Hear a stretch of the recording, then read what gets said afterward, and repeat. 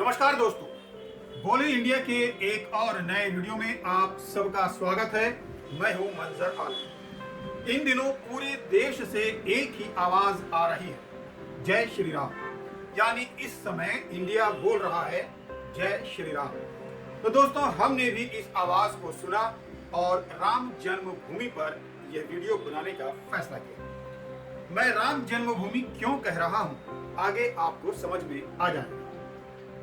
अयोध्या, राम मंदिर और राम जन्मभूमि को लेकर इस समय जो भी राजनीतिक गतिविधियां देश भर में हो रही हैं, उन सब से आप वाकिफ हैं। इसलिए इन सब चीजों का जिक्र मैं आज के इस वीडियो में नहीं करने जा रहा हूं। आप जानते हैं कि यह समय राम जन्मभूमि और बाबरी मस्जिद कहानी का एक टर्निंग पॉइंट है।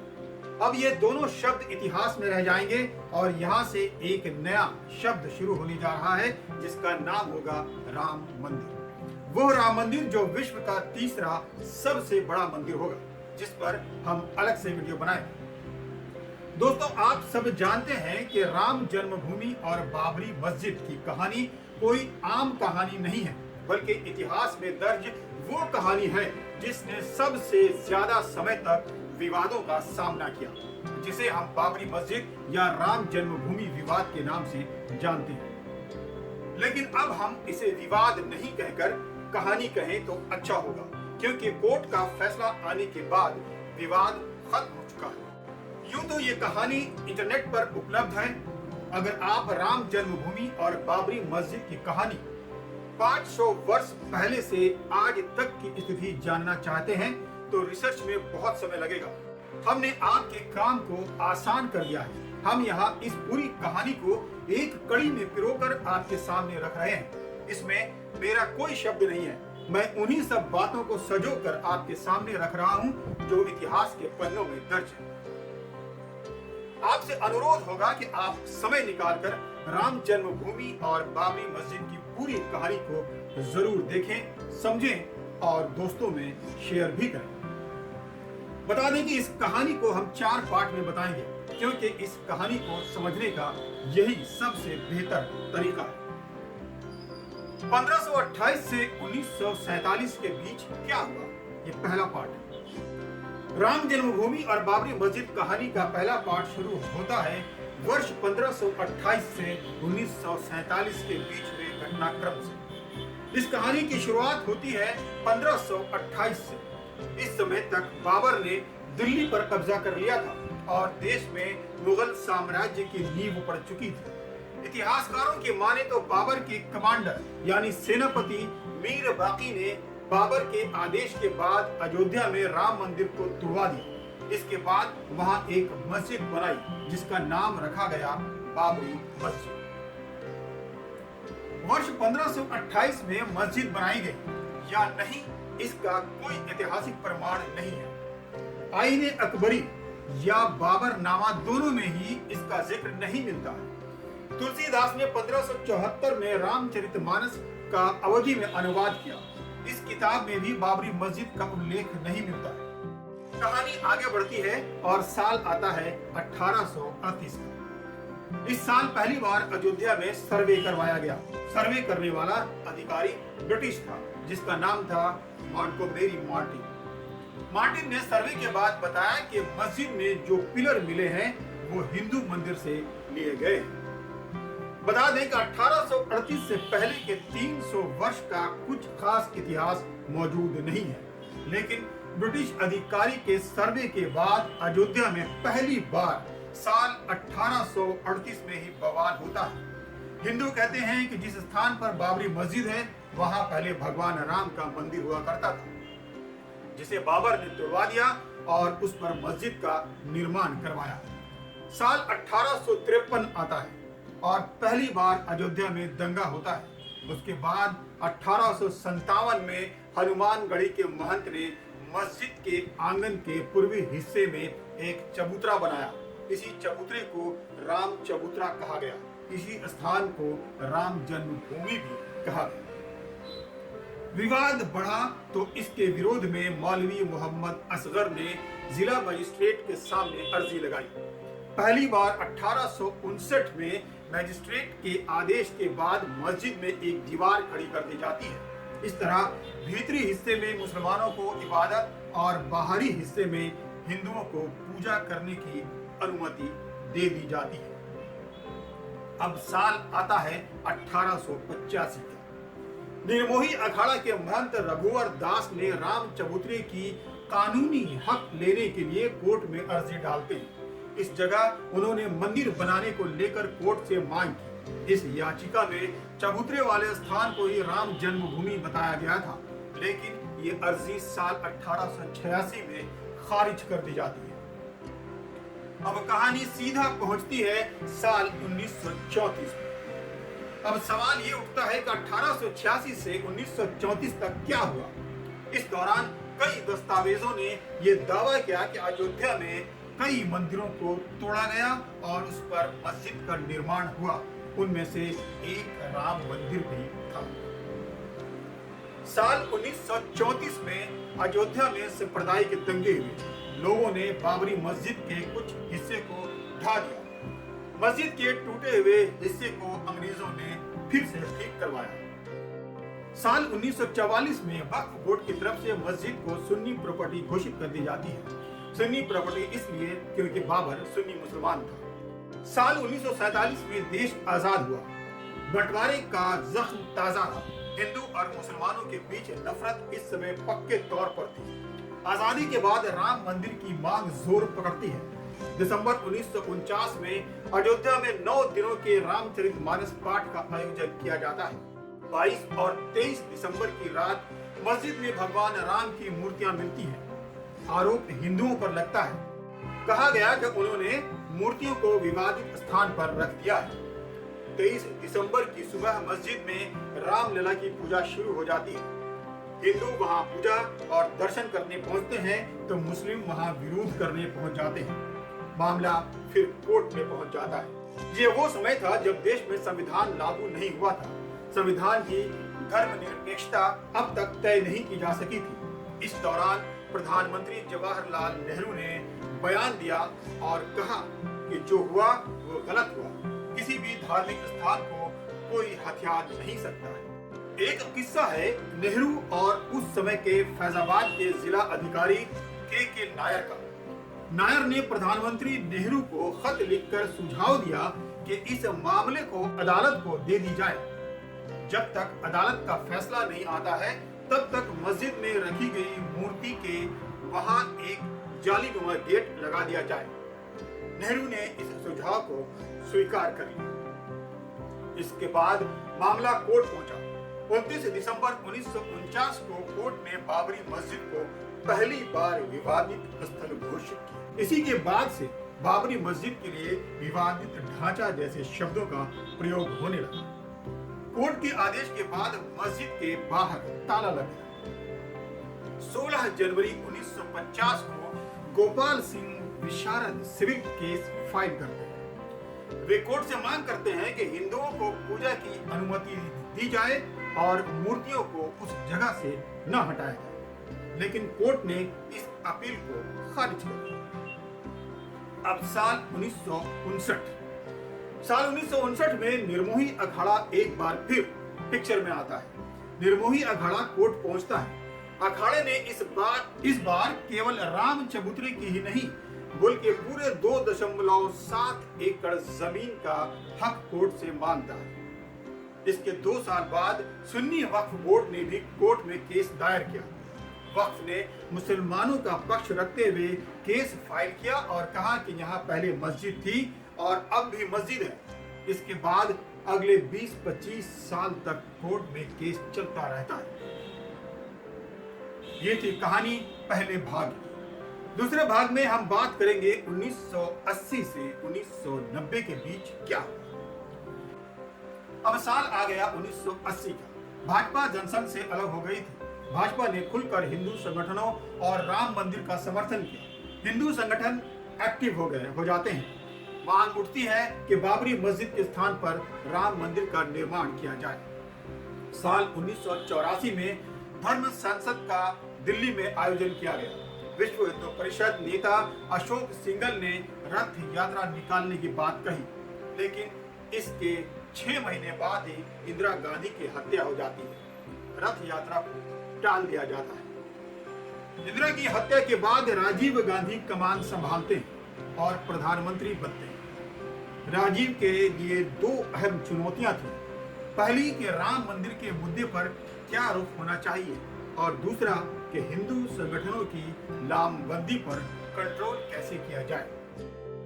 राजीव गांधी ने उस समय के यूपी के तत्कालीन मुख्यमंत्री वीर बहादुर सिंह पर दबाव डाला कि बाबरी मस्जिद के ताले को खोल दिया जाए।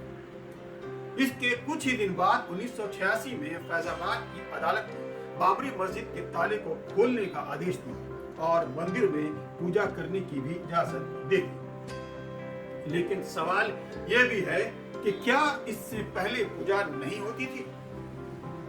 पूजा जरूर होती थी, लेकिन कोर्ट द्वारा नियुक्त एक पुजारी द्वारा साल में केवल 1 बार। अब ताला खुलने के बाद कोई भी अयोध्या जा सकता था, पूजा कर सकता था, लेकिन नमाज अब भी शुरू नहीं हो सकी थी। ताला खुलने के बाद मुस्लिम पक्ष ने बाबरी मस्जिद एक्शन कमेटी बनाई। ताला खुलने के बाद अब देश भर में रामशिलाओं की पूजा और उन्हें अयोध्या ले जाने की बारी थी। फिर राजीव गांधी पर भूमि पूजन के लिए दबाव बनने लगा। ऐसा कहा जाता है कि राजीव गांधी इस समस्या के हल के लिए देवराह बाबा के पास पहुंचे। देवराह बाबा ने उनसे कहा कि मंदिर बनना चाहिए, शिलान्यास हो जाने दो। शिलान्यास का वक्त 9 नवंबर 1989 तय किया।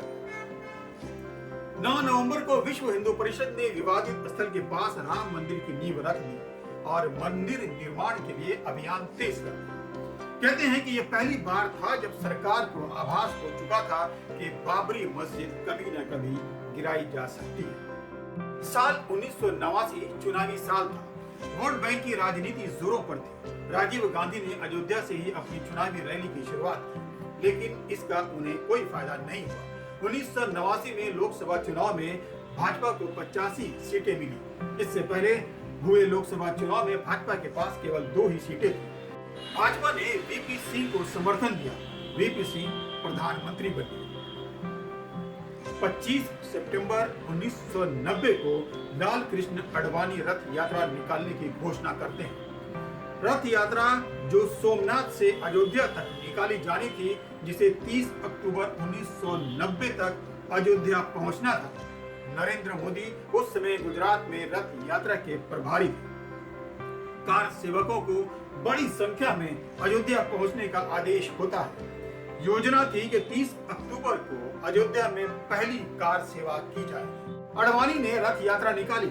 23 अक्टूबर को आडवाणी की रथ यात्रा बिहार के समस्तीपुर पहुंचती है। प्रधानमंत्री वीपी सिंह के आदेश पर तत्कालीन बिहार के मुख्यमंत्री लालू प्रसाद यादव ने रथ यात्रा को रुकवा दिया। आडवाणी को गिरफ्तार कर लिया गया। गिरफ्तारी की ये जानकारी दिल्ली पहुंची तो अटल बिहारी वाजपेयी ने वीपी सिंह की सरकार से समर्थन वापस ले लिया। केंद्र की वीपी सिंह सरकार गिर गई। 30 अक्टूबर 1990 तक देश भर से भारी संख्या में कार सेवक अयोध्या पहुंचते हैं। इस दिन अयोध्या में कर्फ्यू लागू था। तमाम प्रतिबंधों के बावजूद कार सेवकों की भारी भीड़ वहां इकट्ठा होती है। हालात हिंसक बन जाते हैं। कार सेवक मस्जिद पर चढ़कर केसरिया ध्वज फहरा देते हैं। पुलिस को कार सेवकों पर गोली चलाने का आदेश दिया जाता है। पुलिस ने आदेश का पालन किया और गोलियां चला दी। कई कार सेवक मारे गए, कोई गोली से तो कोई भगदड़ की चपेट में आ गए। इसके बाद 2 नवंबर 1990 को फिर ऐसी ही घटना होती है। कार सेवकों पर गोलियां चलाने का फिर आदेश दिया जाता है। इस दौरान कुल 28 कार सेवकों की मौत हुई। यही वो दौर था जिसके बाद मुलायम सिंह यादव के लिए मुल्ला मुलायम जैसे शब्दों का इस्तेमाल होने लगा। तो ये थी कहानी दूसरे भाग की। अब बात करते हैं तीसरे भाग की, जो 1991 से शुरू होता है। एक बार फिर चुनावी दौर शुरू होता है। मई 1991 में चुनाव प्रचार करने गए राजीव गांधी की हत्या कर दी जाती है। देश में कांग्रेस के प्रति सहानुभूति थी। कांग्रेस केंद्र में अधिकार जमाती है। पीवी नरसिम्हा राव प्रधानमंत्री बन जाते हैं।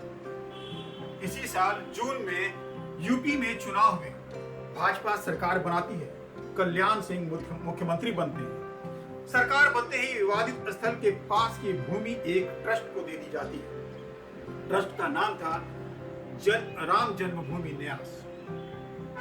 इस जमीन पर पहले कई मंदिर और आश्रम थे।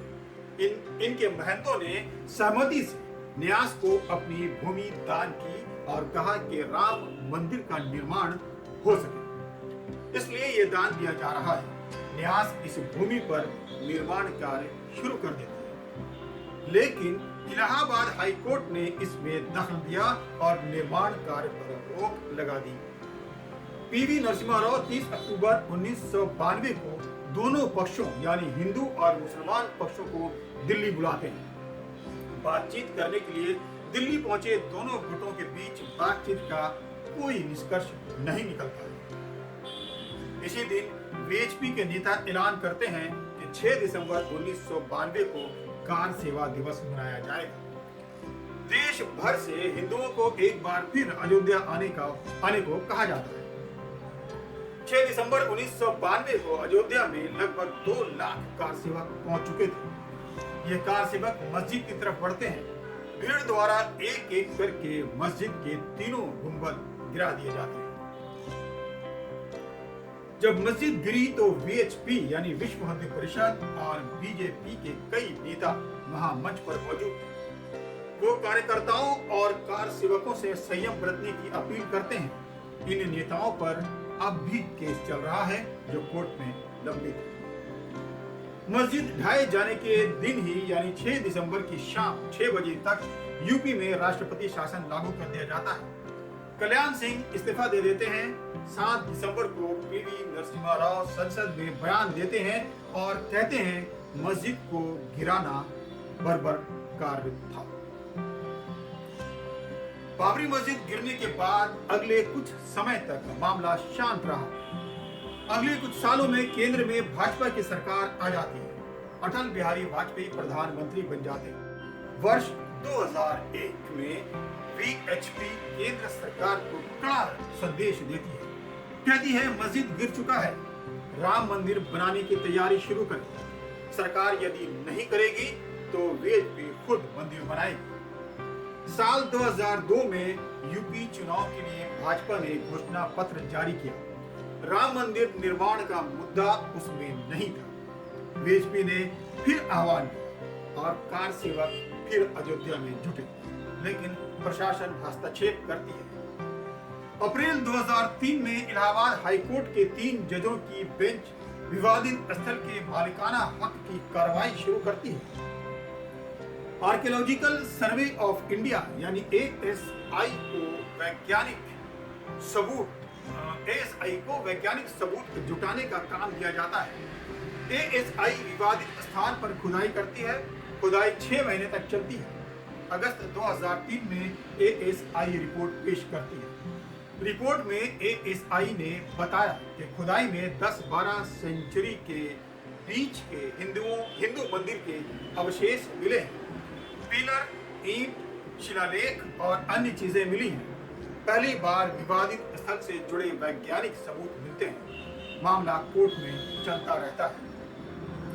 30 सितंबर 2010 को इलाहाबाद हाईकोर्ट ने अनोखा फैसला सुनाया।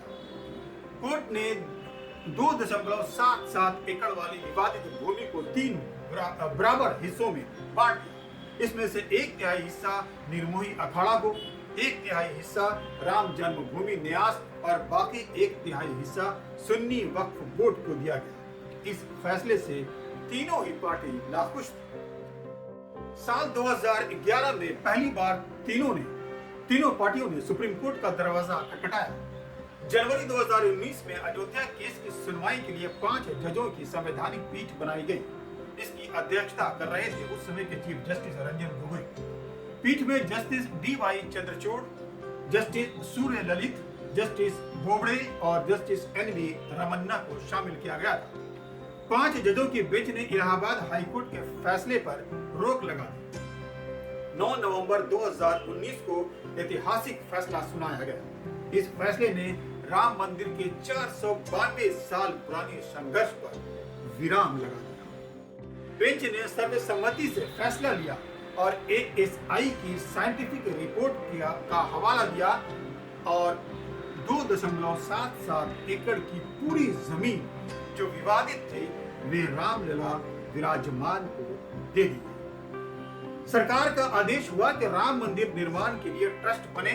सुन्नी वक्फ बोर्ड को अयोध्या में किसी और स्थान पर 5 एकड़ जमीन देने का भी आदेश हुआ। आपने अब तक जाना कि अयोध्या में बन रहे भव्य राम मंदिर के कई नायक हैं, अनेक किरदार हैं, उनमें संत भी हैं, महंत भी हैं, नेता भी हैं और अधिकारी भी हैं। निचली अदालतें की तकरार भी है और सुप्रीम कोर्ट के फैसले से खत्म होता इंतजार भी है। लेकिन इन सब के बीच एक शख्स ऐसे भी है जिन्होंने अगर वर्ष 1949 में देश के प्रधानमंत्री जवाहरलाल नेहरू और उत्तर प्रदेश के मुख्यमंत्री गोविंद वल्लभ पंत के आदेश को मान लिया होता या इसके बदले इस्तीफा दे दिया होता तो अयोध्या में भगवान राम का भव्य मंदिर शायद आज नहीं बन पाता। और अगर उस शख्स का जिक्र यहाँ विस्तार से नहीं किया जाए तो राम जन्मभूमि और बाबरी मस्जिद की ये कहानी अधूरी रह जाएगी, क्योंकि सुप्रीम कोर्ट के फैसले में भी उस अफसर का नाम का जिक्र किया गया है।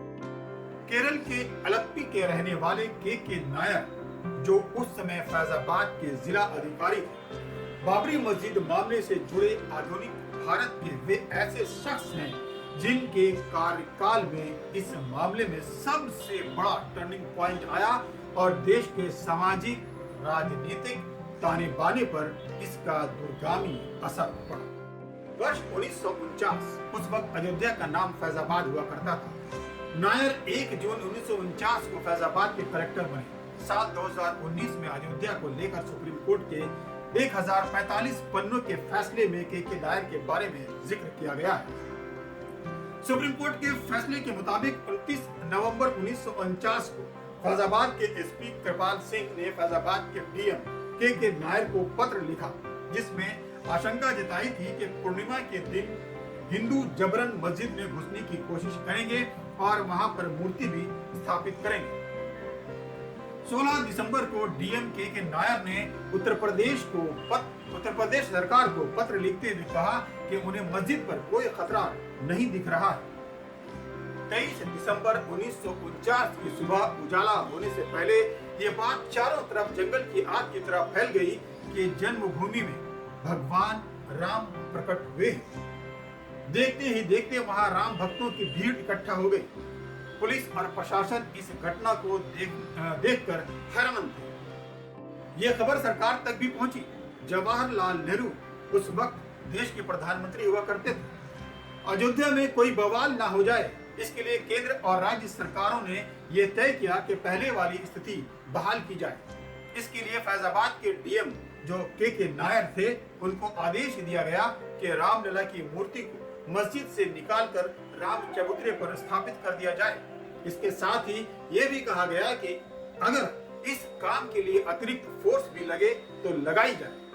युद्ध में अयोध्या नामक अपनी किताब में हेमंत शर्मा ने मूर्ति से जुड़ी इस दिलचस्प घटना का जिक्र करते हुए लिखते हैं कि के नायर ने इस आदेश को सिरे से मानने से इनकार कर दिया और कानून व्यवस्था की स्थिति खराब होने का हवाला दे दिया। पंडित नेहरू ने नायर के खत के जवाब में एक और खत लिखा और फिर वही आदेश दिया कि यथास्थिति बनाई रखी जाए। जब नेहरू ने दोबारा मूर्तियां हटाने को कहा तो नायर ने सरकार को लिखा कि मूर्तियां हटाने से पहले मुझे हटा दिया जाए। नायर के इस बात से सरकार ने अपने कदम पीछे हटा लिए और नायर ने जो सुझाव दिया उसे मान लिया, जिसके बारे में पहले मैं बता चुका हूं। डीएम नायर ने 1952 में रिटायरमेंट ले ली और चौथी लोकसभा के लिए वे उत्तर प्रदेश के बहराइच सीट से जनसंघ के टिकट पर लोकसभा पहुंचे।